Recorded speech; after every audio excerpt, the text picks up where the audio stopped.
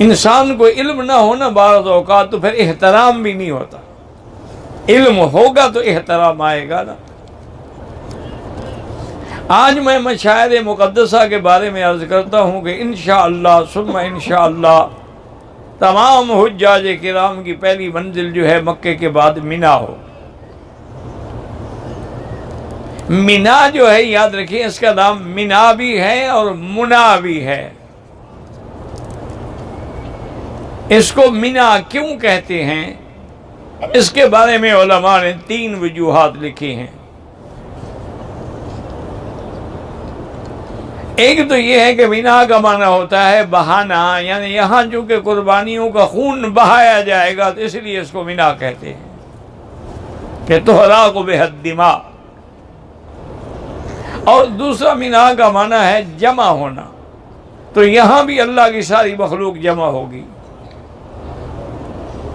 اور ایک قول بعید یہ بھی ہے کہ مینا تمنا سے ہے کہ اللہ نے جب سیدنا ابراہیم علیہ السلام کو تمام مناسک کی تعلیم دے دی تو فرمایا اب اور کوئی تمنا باقی ہے؟ انہوں نے کہا جی اب جنت کی تمنا باقی ہے، تو اس لیے اس کا نام مینا ہو۔ اور یہ مینا جو ہے یہ بڑا اہم مقام ہے۔ اسی کے اندر مسجد خیف ہے، جہاں حضور کے زمانے میں میرے آقا کا خیمہ تھا، وہی مسجد بنی ہے یہ۔ اور اسی مسجد خیف میں تقریباً 70,000 انبیاء نے نماز پڑھی ہے۔ وجہ کیا تھی کہ ہر نبی حج پہ آتے تھے، جب حج پہ آتے تھے تو صاف بات ہے کہ مسجد خیف میں نمازیں بھی پڑھتے تھے۔ اور اسی بنا میں وہ مقام قریب ہے جہاں 2 دفعہ بیعت ہوئی۔ حضور صلی اللہ علیہ وسلم حج کے دنوں میں کافر بھی حج پڑھتے تھے، تو آپ تشریف لے جاتے تھے مینا مزدلفہ ہر جگہ تاکہ کوئی لوگ ملیں، چلو یہاں والے تو میری بات نہیں سنتے، شاید باہر والے بات سن لیں۔ تو اسی ضمن میں سب سے پہلے مدینہ منورہ کے 12 آدمیوں نے آپ سے بیعت کی، جسے بیعت العقبہ الاولی بھی کہتے ہیں۔ وہاں مسجد کا نام مسجد بیعت بھی ہے، مسجد عقبہ بھی ہے۔ آپ نے حضرت مصعب بن عمیر رضی اللہ تعالیٰ عنہ کو مدینے میں بھیجا کہ وہاں جا کر لوگوں کو قرآن کی تعلیم دیں۔ اب ان کی محنت سے اللہ نے کرم فرمایا کہ اگلے سال 72 آدمی مدینے سے تشریف لے آئے، جنہوں نے حضور کے ہاتھ میں بیعت کی اور اسلام لائے۔ اور انہوں نے ایک درخواست بھی کی حضور سے کہ حضور مہربانی کریں آپ مدینہ شریف تشریف لائیں۔ اور میں اچھا اگر میں مدینہ آؤں گا تو آپ لوگ کیا کریں گے؟ مکے والوں کا رفت حال تو نہیں کریں گے؟ انہوں نے کہا یا رسول اللہ ہم تو اپنی جانیں مال سب کچھ آپ پہ قربان کر دیں گے،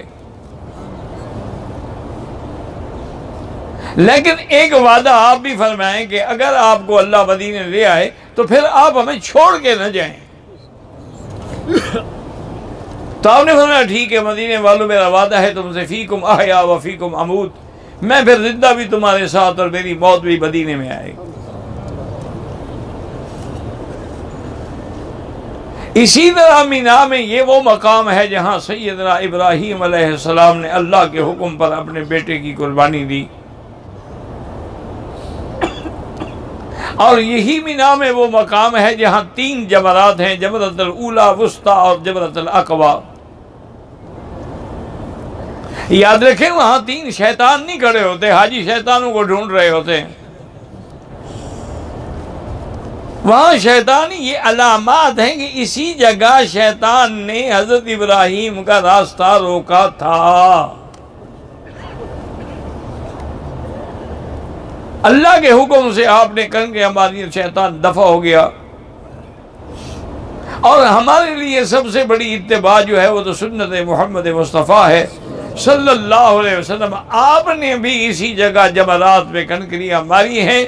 10 تاریخ کو آپ نے صرف جمرۃ العقبہ پہ کنکری ماری ہے، اور ہر کنکری کے ساتھ آپ نے یہ بھی پڑھا کہ بسم اللہ اللہ اکبر رغما للشیطان ورضا للرحمن۔ میرے جن دوستوں کو یہ عربی کے لفظ یاد نہ ہوں وہ یہی کہہ دیں کنکری مارتے کہ بسم اللہ اللہ اکبر، اللہ تیری رضا کے لیے اور شیطان کی ذلت کے لیے۔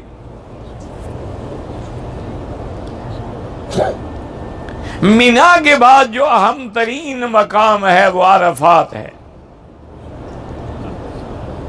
اسی میں وہ جبل رحمت ہے، اسی میں جبل صخرہ ہے۔ عرفات کو عرفات کیوں کہتے ہیں، اس کے 2 وجوہات علماء نے لکھے ہیں۔ ایک تو یہ ہے کہ اللہ تعالیٰ نے جب آدم و حوا کو آسمانوں سے اتارا، جنت سے اتارا، وہ زمین میں تو مختلف مقامات پہ اتارے گئے، اللہ سے دعائیں مانگتے رہے، اللہ نے غلطی معاف فرما دی، تو اسی جگہ حضرت آدم و حوا کا ملاپ ہوا جس کا نام عرفات ہے، یعنی یہیں آ کے انہوں نے ایک دوسرے کو پہچانا۔ اور ایک روایت مبارک یہ بھی ہے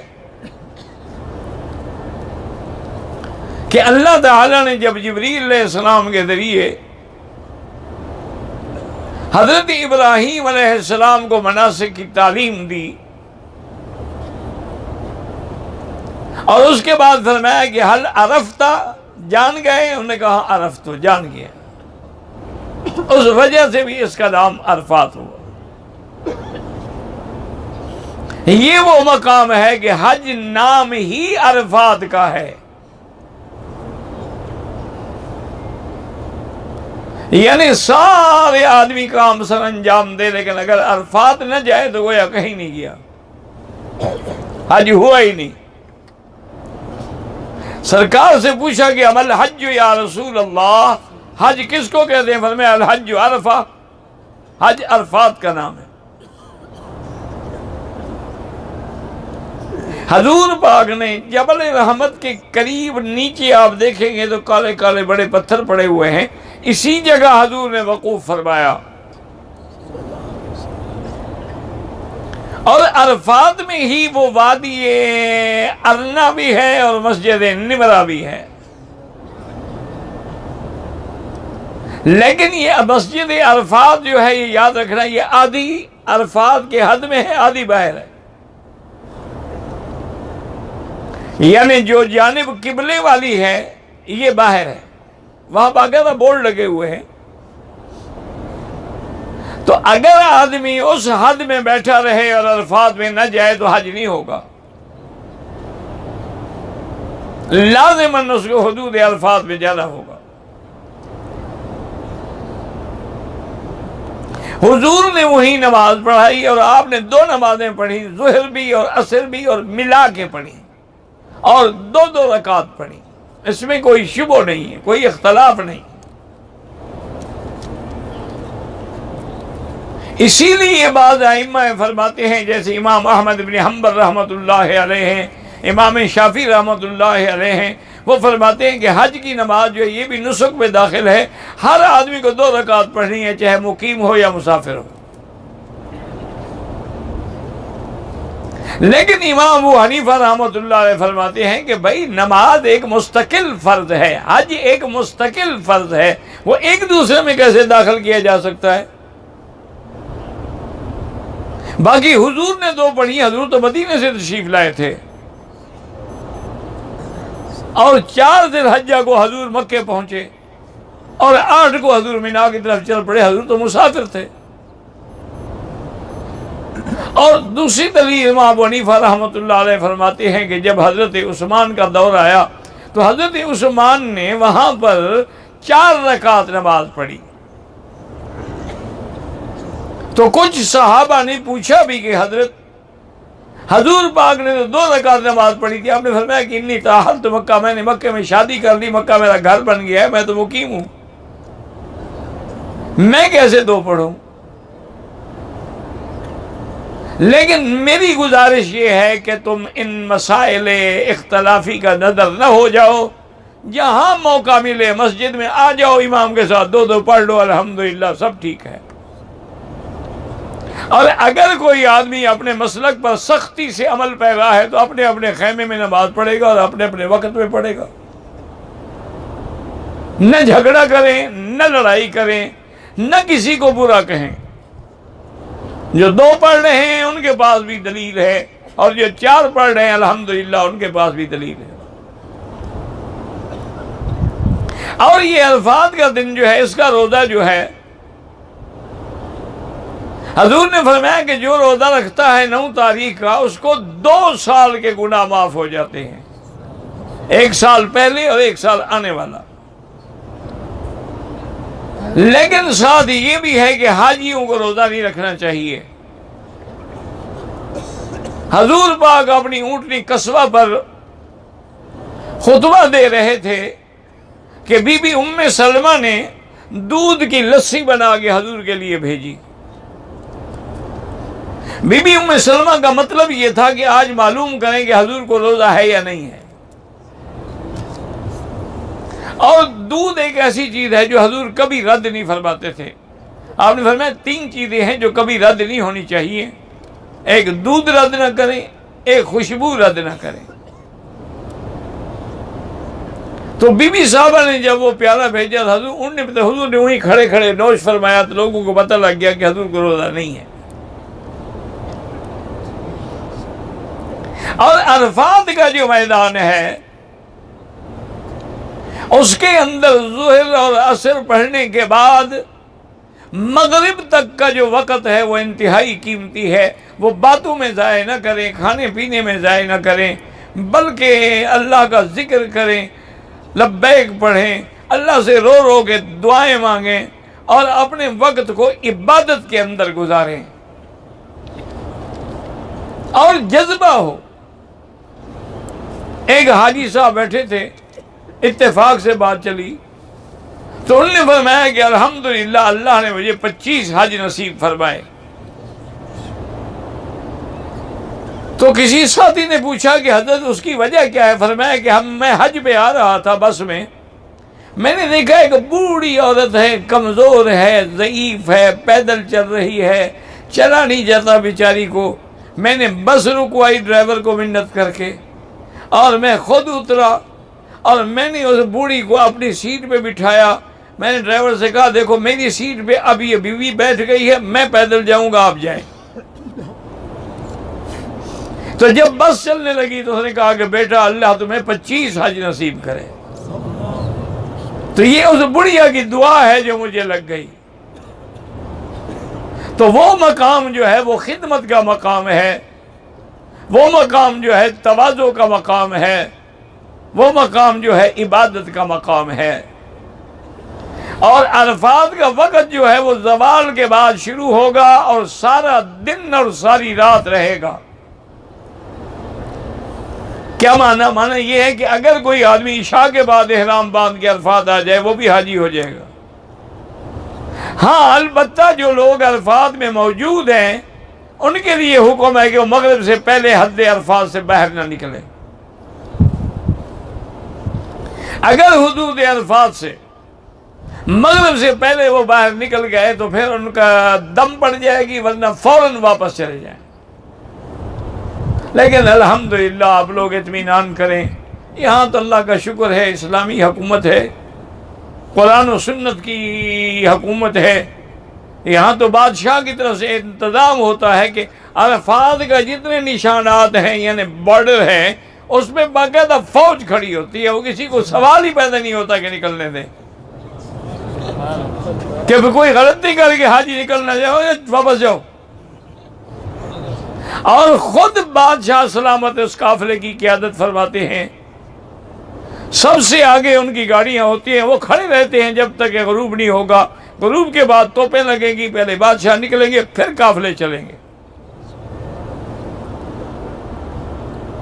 اسی لیے کوئی جلدی کی ضرورت نہیں ہے۔ اور بلکہ میرا تجربہ بھی ہے اور مشورہ بھی ہے کہ آپ لوگ جب عرفات سے نکلیں تو چونکہ حاجی تو بسوں میں بیٹھ جاتے ہیں نا جی، تو حمام بھی خالی ہوتے ہیں، واش روم بھی خالی ہوتے ہیں، اچھی طرح وضو کر لیں، اطمینان کر لیں، پانی ساتھ بھر کے رکھ لیں کہ مزدلفہ اترتے ہوئے آدمی کو پانی کی تکلیف نہ ہو۔ اب تو خیر وہاں بھی تکلیف نہیں ہوتی، قدم قدم پہ حمام ہیں اور سب فرش سسٹم، الفاظ میں حمام ہے، فرش سسٹم ہے، ہر مکتب میں 8 اور 10 حماموں کی لائنیں ہیں، مردوں کے الگ ہیں اور عورتوں کے الگ ہیں، کوئی مسئلہ ہی نہیں ہوتا۔ اب یہ تو پہلے دور کی بات ہے جب تکلیف ہوتی تھی۔ اب عرفات سے آپ انشاءاللہ ثم انشاءاللہ مزدلفہ آئیں۔ مزدلفہ کو مزدلفہ کیوں کہتے ہیں؟ علماء نے لکھا اس کی وجہ یہ ہے کہ تمام حجاج جمع ہو کے مزدلفہ میں پہنچتے ہیں، اور اسی کو مشعر الحرام بھی کہتے ہیں، جس کا ذکر اللہ نے قرآن میں فرمایا ہے، فَإِذَا قَضَيْتُم مَّنَاسِكَكُمْ فَاذْكُرُوا اللَّهَ عِندَ الْمَشْعَرِ الْحَرَامِ۔ اب جب عرفات سے آپ چلیں گے، یاد رکھیں کہ سورج ڈوبنے کے بعد نکلیں گے، لیکن مغرب کی نماز عرفات میں پڑھیں گے؟ بھائی صحیح بات تو کرو۔ مغرب کی نماز کا وقت ہو گیا، اب مغرب ہے، فرض ہے اللہ کا، پڑھو گے عرفات میں؟ کیوں نہیں پڑھو گے؟ حالانکہ نماز پڑھنا اچھی بات ہے، بری بات ہے؟ اگر پڑھیں تو مگر کیا ہوگا، چونکہ میری برادری کی دلیل ہوتی ہے اگر سے شروع ہو کے مگر پہ ختم ہوتی ہے۔ اگر میلاد کریں تو مگر کیا ہوگا، اگر 11ویں منائیں تو مگر کیا ہوگا، اگر عرس شریف منائیں تو مگر کیا ہوگا؟ ان کی دلیل اگر مگر ہے، نہ قرآن ہے نہ حدیث ہے۔ اللہ کی نماز ہے، اگر عرفات میں پڑھو گے ثواب کے بجائے گناہ ہوگا۔ تو جو کام اللہ نے نہیں فرمایا، نبی نے نہیں فرمایا، صحابہ نے نہیں فرمایا، وہ بدعت ہے، اس کا کرنا ثواب نہیں گناہ ہے۔ بات کو سمجھا کرو۔ ہم نعوذ باللہ میلاد رسول کے مخالف نہیں ہیں، ہم تو اس طریقے کے مخالف ہیں جو تم نے ایجاد کیا ہوا ہے، یہ بدعت ہے۔ اب عرفات سے چلنے کے بعد قافلے چل پڑیں گے۔ اچھا، جو جوان لوگ ہیں نا، اگر وہ ہمت کریں اور عرفات سے مزدلفہ کے لیے پیدل آئیں تو انشاءاللہ وہ 2 گھنٹے میں پہنچیں گے، بسوں والے 8 گھنٹے میں پہنچیں گے۔ بسیں تو جام ہو جائیں گی نا، گاڑی کے ساتھ گاڑی لگ جائے گی، مکے تک ٹکرا جائیں گے۔ پیدل والوں کے لیے راستہ بھی الگ ہے، سڑک بھی الگ ہے، چھت بھی پڑی ہوئی ہے، راستے میں ہوٹل بھی کھلے ہوئے ہیں، حمام بھی بنے ہوئے ہیں۔ وہ بڑے مزے سے الحمدللہ ثم الحمدللہ مغرب کے بعد وہاں سے نکلیں گے، ٹھیک عشاء کے وقت مزدلفہ بیٹھے ہوں گے۔ بہرحال آپ دیر میں آئیں یا جلدی میں آئیں، آپ نے مغرب کی نماز نہیں پڑھنی ہے، آپ نے دونوں نمازیں آ کے مزدلفہ میں پڑھنی ہے۔ پہلے باب اذان 1 ہوگی، تکبیر 2 ہوں گی، پہلے مغرب پڑھیں گے پھر عشاء پڑھیں گے، درمیان میں کوئی سنت نفل نہیں پڑھیں گے۔ عشاء پڑھنے کے بعد وتر چونکہ واجب ہے، وہ تو ہر حال میں پڑھیں گے، باقی سنت نفل پڑھیں نہ پڑھیں۔ اور یہ مزدلفہ کی رات جو ہے یہ لیلۃ القدر کی رات کے برابر ہے، اور یہ واحد رات ہے جس میں میرے آقا نے تہجد نہیں پڑھی۔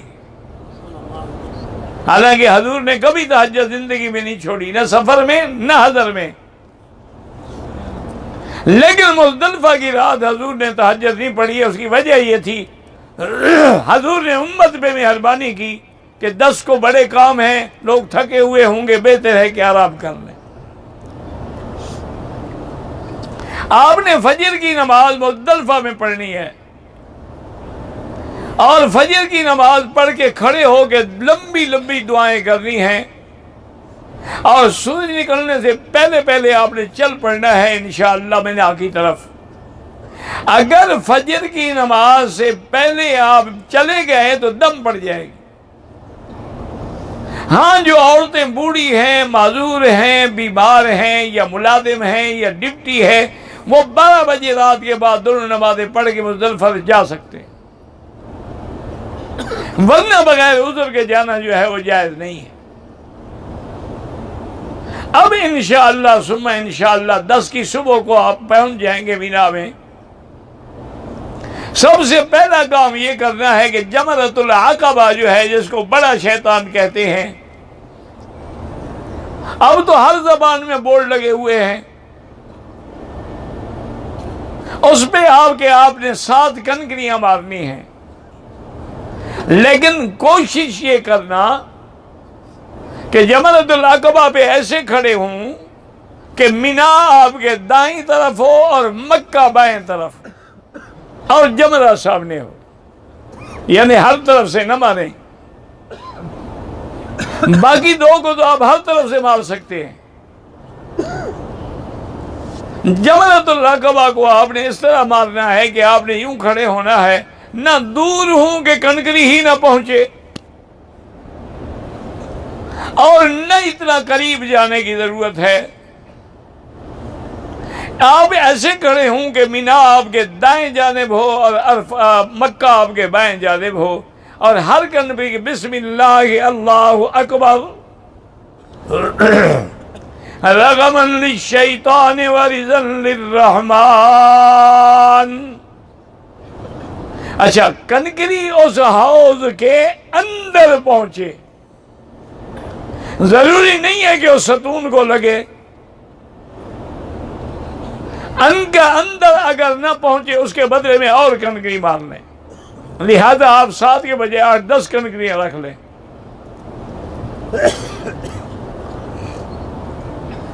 اگر فرض محال آپ نے کنکری ماری اور ستون کو لگ کے باہر جا پڑی، وہ شمار نہیں ہوگی۔ اور مینا کے بارے میں کتابوں میں بڑے خصوصیات ہیں۔ سب سے بڑی خصوصیت تو مینا کی یہ ہے کہ مینا ایک چھوٹی جگہ ہے، ادھر مزدلفہ ہے، ادھر مکہ ہے، اور 2 پہاڑوں کے درمیان میں ہے، اور لوگ حضور کے زمانے میں بھی 1,00,000 1,50,000 تو حضور کے زمانے میں بھی حجاج تھے۔ اب تو اللہ کا شکر ہے کبھی 20 لاکھ، کبھی 25 لاکھ، کبھی 30 لاکھ حاجی ہو جاتا ہے۔ تو مینا کے خصوصیت میں یہ لکھا ہوا ہے کہ جیسے اللہ نے ماں کے رحم میں ایک ایسی طاقت رکھی ہے کہ بچہ چھوٹا ہو تو وہ رحم سکڑی ہوتی ہے، بچہ بڑا ہوتا جائے گا رحم خود بخود بڑی ہوتی جائے گی۔ انہوں نے کہا قیامت تک جتنے حاجی آئیں گے سب مینا میں سما جائیں گے۔ اس کے اندر بھی اللہ نے یہ خاصیت رکھی ہے۔ اچھا، اسی طرح مینا میں حالانکہ دیکھیں لاکھوں قربانیاں انشاءاللہ ہوں گی، لیکن آپ کوئی چیل اڑتی ہوئی نہیں دیکھیں گے، اور مینا میں اتنا گوشت ہے۔ اور پھر ہمارے حجاج کرام ماشاءاللہ جو کھجوریں کھا کے حرم میں بھی قالین کے نیچے رکھ دیتے ہیں کہ ہم نے کھا لی ہیں گٹکیاں محفوظ رہیں، یہ نہیں کہ لاکھوں کی قالین تباہ ہو گئی۔ وہاں بھی یہ سارا کچھ ماشاءاللہ صفائی اسی طرح کرتے ہیں، لیکن اس کے باوجود آپ کو نہ مکھی نظر آئے گی نہ مچھر نظر آئے گا۔ یہ بھی مینا کے خصوصیات میں ہے۔ اور یہ بھی مینا کے خصوصیات میں ہے کہ جو کنکری آپ مارتے ہیں، اسی لیے حکم ہے کہ کنکریاں مزدلفہ سے اٹھائیں، مینا سے اٹھائیں، مکہ، لیکن شیطان کے قریب نہ اٹھائیں، کیونکہ جو کنکری مقبول ہے وہ اٹھ جاتی ہے، جو مردود ہے وہ پڑی رہتی۔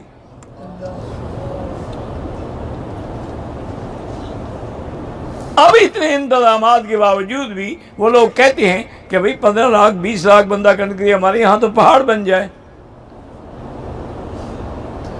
ٹرک لا کر ٹرکوں سے، ٹرالر سے، بڑے بڑے بلڈوزر لگا کے صفائی کرتے ہیں۔ وہ کہتے ہیں پھر بھی ہمیں اندازہ ہوتا ہے کہ اٹھ جاتی ہیں کنکریاں۔ اور مینا کے اندر جو ہے یہ مقام ذکر ہے، پہلے آپ قربانی کریں گے، کنکریاں ماریں گے، اس کے بعد آپ قربانی کریں گے، قربانی کے بعد آپ حلق کرائیں گے۔ مرد حلق کرائیں گے، سر پہ اس طرح پھروائیں گے، چونکہ حضور نے اس طرح پھرانے والوں کے لیے 3 دفعہ دعا کی ہے، اور سر کٹانے یعنی کینچی سے یا مشین سے ان کے لیے 1 دفعہ دعا کی ہے۔ اور عورتیں جو ہیں میری بیٹیاں، ان کو بھی چاہیے کہ وہ اپنے بالوں کو یوں پیچھے لے جائیں، جہاں ان کی آخری حد ہو جائے وہاں 1 پور کے برابر سارے بال کاٹیں، تاکہ سارے بالوں کے سرے کٹ جائیں۔ اگر انہوں نے ایسے چوٹی پکڑ کے بال کاٹ لی، دم پڑ جائے گی۔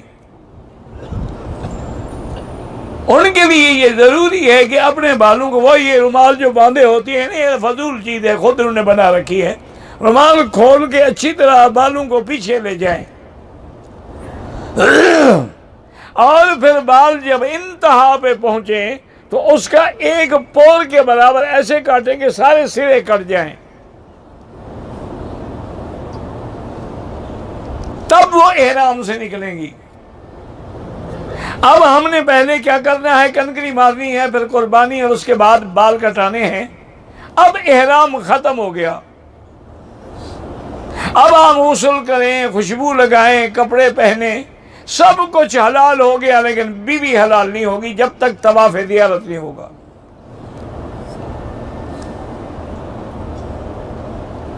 تو اب جناب یہ ہے کہ سارا انتظام کرنے کے بعد آپ مکہ آئیں گے، مکہ شریف میں آنے کے بعد طواف زیارت کریں گے۔ اگر کوئی عورت حیض میں ہو تو وہ طواف زیارت نہیں کر سکتی، وہ بیٹھی رہے اپنے ہوٹل میں یا مینا میں۔ جب پاک ہوگی تو غسل کر کے طواف زیارت کرے گی، چاہے جتنے دن لگ جائیں، اس پہ کوئی جرمانہ نہیں ہے، چونکہ اس کی مجبوری ہے۔ اور یہ بات بھی میری بیٹی یاد رکھ لیں کہ اگر طواف زیارت نہ کیا، ساری زندگی اپنے خامند پہ حلال نہیں ہوگی اور نہ اس کا حج ہوگا۔ اس لیے اگر آپ کو اپنی فلائٹ چھوڑنی پڑے، چھوڑ دیں۔ آخر جو آدمی بیمار ہو جاتے ہیں وہ بھی تو فلائٹ چھوڑ دیتے ہیں نا، بعد میں آپ ڈیٹ لے لیں، لیکن طواف زیارت کے بغیر کبھی ملک سے نہ جانا، اور نہ طواف زیارت آپ کے بدلے میں اور کوئی کر سکتا ہے، اور نہ کنکریاں آپ کے بدلے میں اور کوئی مار سکتا ہے۔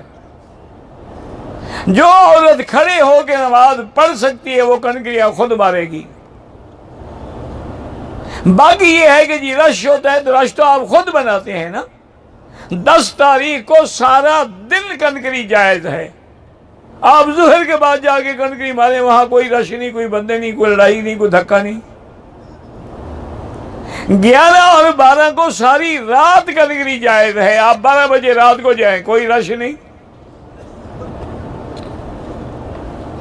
12 کی تاریخ کو آپ عصر کے بعد جائیں، چونکہ حاجی تو انشاءاللہ عرفات کی انتظار میں بیٹھے ہیں، تو اس کے بعد سمجھو اپنے ملک گئے، یہ تو اب پکڑے ہوئے بیٹھے ہیں نا بیچارے۔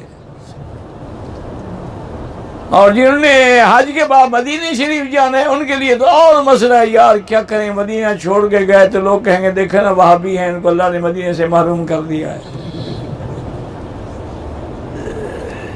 تو بہرحال آپ نے کیا کرنا ہے جی، پہلے آپ نے کنکری مارنی ہے، پھر قربانی، پھر حلق۔ یہ ترتیب امام ابو حنیفہ کے نزدیک واجب ہے، باقی ائمہ کے نزدیک سنت ہے، آگے پیچھے ہو جائے تو کوئی حرج نہیں۔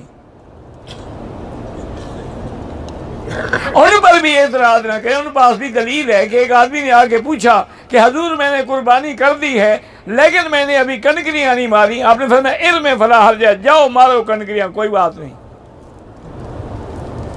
وہ اس حدیث سے دلیل پکڑتے ہیں کہ اگر آگے پیچھے ہو جائے تو کوئی حرج نہیں، واجب نہیں ہے۔ امام ابو حنیفہ فرماتے ہیں بھائی پہلے مجھے یہ بتاؤ، حضور نے ترتیب سے کیا ہے یا ترتیب کے بغیر کیا ہے؟ امام ابو حنیفہ رحمۃ اللہ علیہ کو اللہ نے جو تفقہ دین کی سمجھ دی تھی نا، وہ کسی امام میں نہیں۔ اور یہ بھی یاد رکھیں کہ اللہ کی شان ہے، امام شافعی جو ہیں وہ محمد ابن حسن شیبانی امام صاحب کے شاگرد ہیں، امام احمد ابن حنبل امام شافعی کے شاگرد ہیں، تو یہ تو سارے ان کے شاگرد ہیں۔ وہ فرماتے ہیں پہلی بات یہ ہے کہ حضور نے کیا کیا، آپ نے پہلے کنکری ماری، پھر قربانی کی، پھر حل کرایا، یعنی ترتیب پہ عمل کیا۔ اور دوسرا پہلا حج تھا، اگر کسی سے غلطی ہوئی تب بھی حضور نے یہی فرمایا کہ ارم فلا حرج، تم پہ گناہ نہیں ہوگا، یہ نہیں کہ دم بھی نہیں ہوگی۔ گناہ ہونا الگ بات ہے اور دم ہونا الگ بات ہے۔ اور پھر حضور نے اگر رعایت دی ہے تو وہ بعد میں دی ہے، یہ نہیں کیا کہ پہلے ٹوکن جمع کرا کے بکریاں جمع کرا کے چلے جاؤ۔ وہ تو اگر مینا میں کوئی آدمی رش میں آگے پیچھے ہو گیا چلو اللہ معاف کرے، لیکن ہم تو پہلے سے جان چھڑا دیتے ہیں نا، پاکستان میں پیسے دے کے آ جاتے ہیں۔ لہذا ہر آدمی حج کی بکری خود ذبح کرے یا اپنے سامنے ذبح کرائے، اور جو ذبح کرے اس کو وکیل بنائے اور وہ نام لے کے نیت کر کے تیری بکری ذبح کرے۔ ایسے تھوڑا ہے ہم نے پیسے دے دیے ہیں جو کر دیں گے، کس کی کر دیں گے بھائی؟ اس کو تو نام ہی نہیں آتے، کر کیا دیں گے؟ لہذا ہر آدمی اگر کوئی ایسا ہے تو ایک گروپ میں 2 نوجوان چلے جائیں، سب کے نام لیں، اپنے سامنے کھڑی ہو کے قربانی کروائیں۔ طواف زیارت کے بعد پھر آپ نے صفا مروہ دوڑنی ہے۔ صفا مروہ دوڑنے کے بعد فارغ ہو کے آپ نے واپس مینا جانا ہے، جو سنت ہے۔ آپ ہوٹلوں میں آرام نہ کریں، واپس مینا جائیں۔ اب تو مینا میں بھی کوئی تکلیف نہیں، ہر خیمے جو ہیں ان کے اندر بھی ایئر کولر لگے ہوئے ہیں۔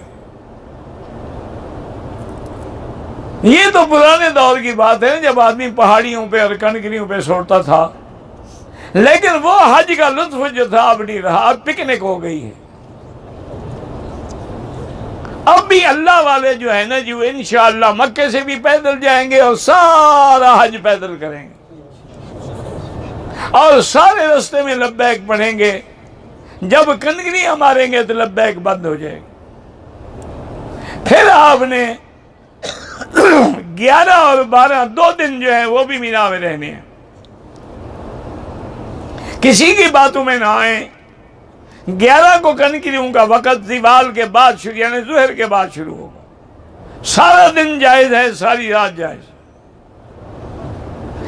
12 کو بھی وقت جو ہے وہ زوال کے بعد شروع ہوگا۔ صرف ان لوگوں کے لیے رعایت ہے جن کی اس دن فلائٹ ہے، جانا ہے، سفر ہے، وہ اگر زوال سے پہلے مار لیں انشاءاللہ تو جائز ہو جائے گا۔ اللہ آپ کا بھی، میرا بھی، ہر آنے والے کا حج قبول فرمائے۔